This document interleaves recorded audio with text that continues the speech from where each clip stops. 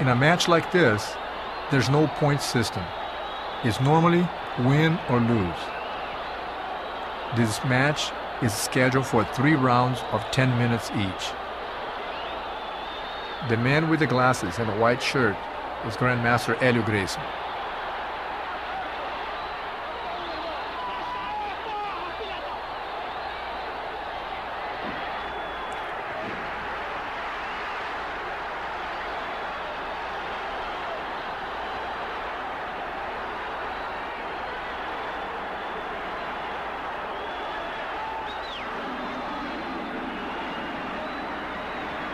If you have to fight an opponent who is bigger and stronger than you, it is not a good idea to try to exchange punches with him.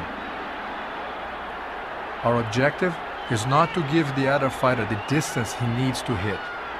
You want to stay too far or too close. A hit from somebody like that is the last thing you want. The jumping around you see is in hopes to disguise his approach. Due to the big weight difference, it might be difficult to flip the opponent. One has to wait for the right moment.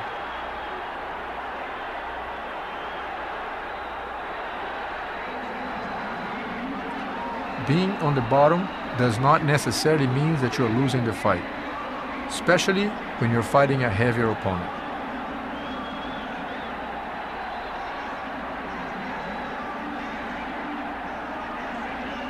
You may have to wait for a while for the right opportunity to turn things around.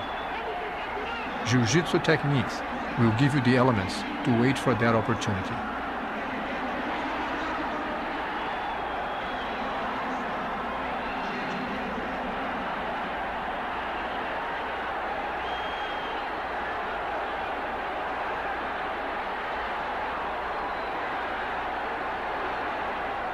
It is smart to keep the opponent very close, so he cannot develop the distance for a powerful hit.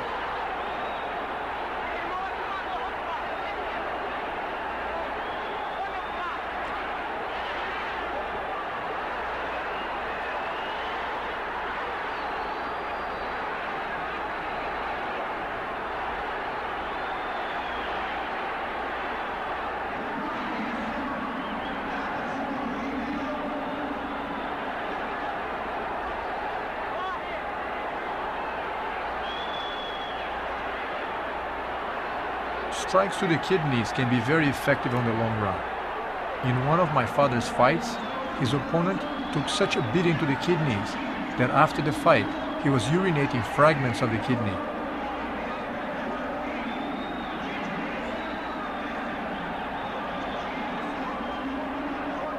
Remember that in reality, it is much more difficult than you realize to use fancy kicks and those supposedly deadly punches, especially when you're dealing with someone as strong as this man.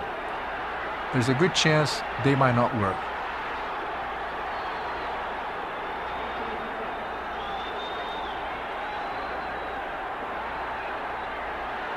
As you can see, in this kind of fight, they are not trying to make it look good for the camera or the audience. They are trying to survive. In their first fight, 3 years before, the brawler was sure of victory and fought much more aggressively, but that didn't work. He was defeated with a chokehold in 12 minutes. Now, in this rematch, Rickson's second professional fight, the brawler is a little more apprehensive.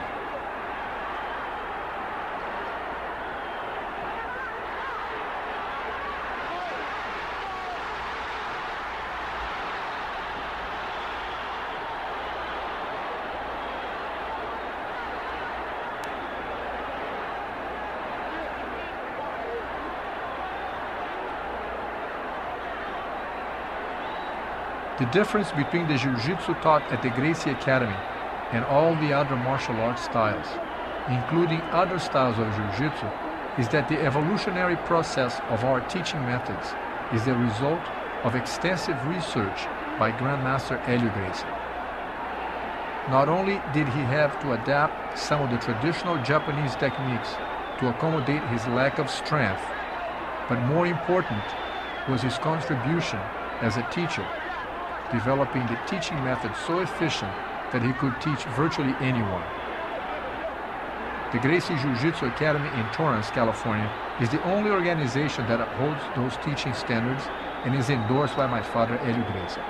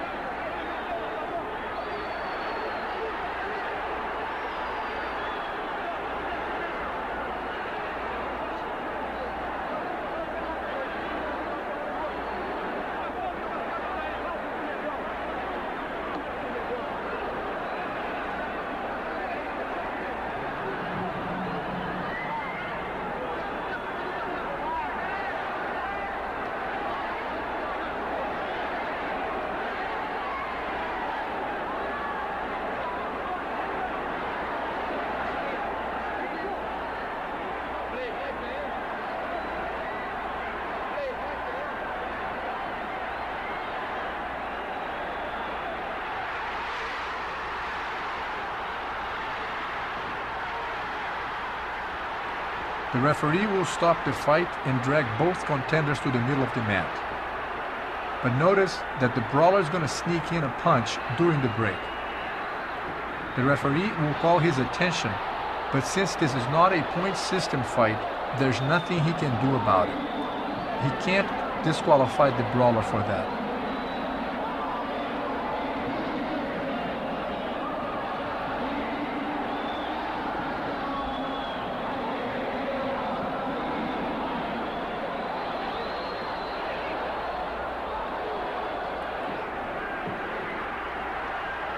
Everyone who looks at martial arts as a means of self-defense is really looking for the effectiveness that can be found at the Gracie Jiu-Jitsu Academy.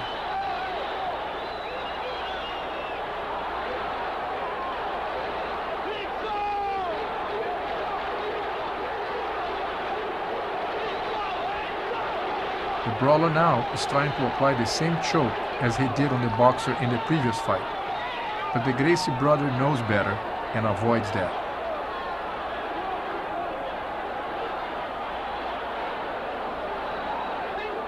Once again, the brawler goes for the choke hold.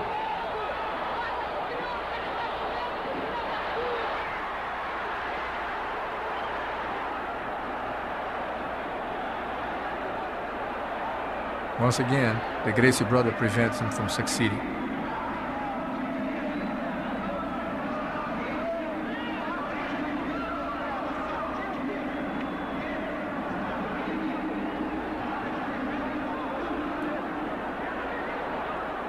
Believe it or not, the safest thing to do when fighting somebody like this is to stay as close as possible so he doesn't have the distance to hit you with the effectiveness that he would like to.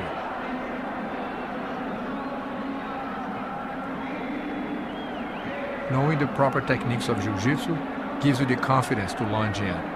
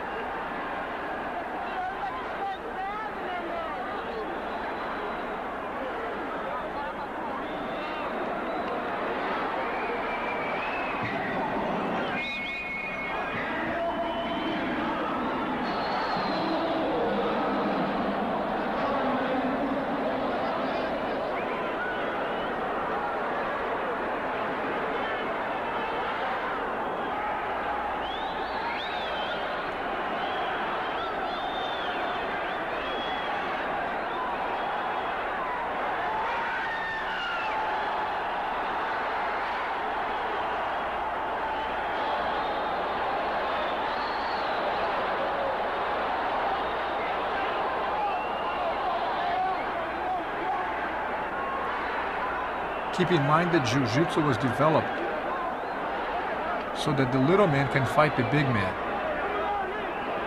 Sometimes when you have a strong opponent like this, simply holding on, it forces you into waiting for the right opportunity so that you can make your move.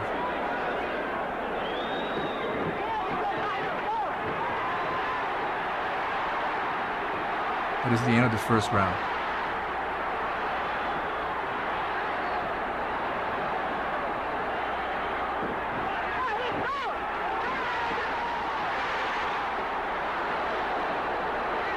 They go back to the action.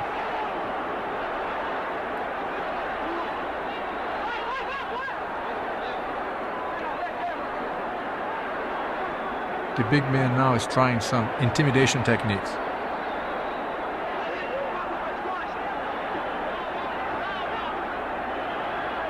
The Gracie brother did not hear the bell ring, and he checks with the referee to see if the round has begun. The big man is tired, and he wouldn't mind waiting a little longer. The Gracie brothers knows that, and is going to start pressing the buttons and push the fight to his pace.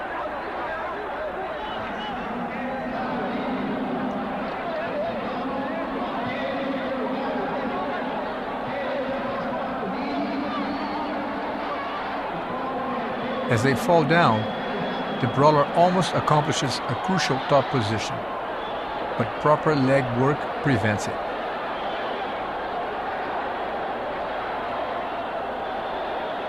In a fight of this magnitude, there's much more happening than one realizes. Every little movement, no matter how insignificant it might seem, has a place in the overall result. Just like in a chess game, the way you move a little pawn may decide the result of the whole game.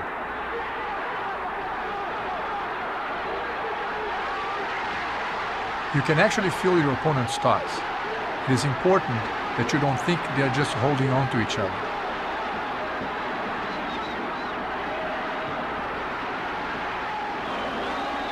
The Jiu-Jitsu man knows that his opponent is tired and is preparing to make his move.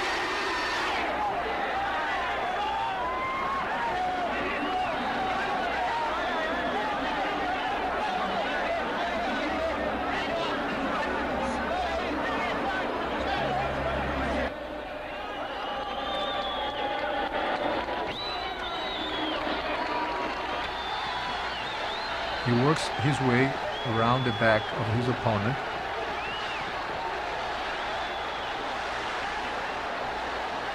And gradually climbs on his back. And just like those anacondas from the north of Brazil, by the delta of the Amazon, he'll wrap himself around his prey. The end is near. In his last attempt to escape, the desperate man rolls around.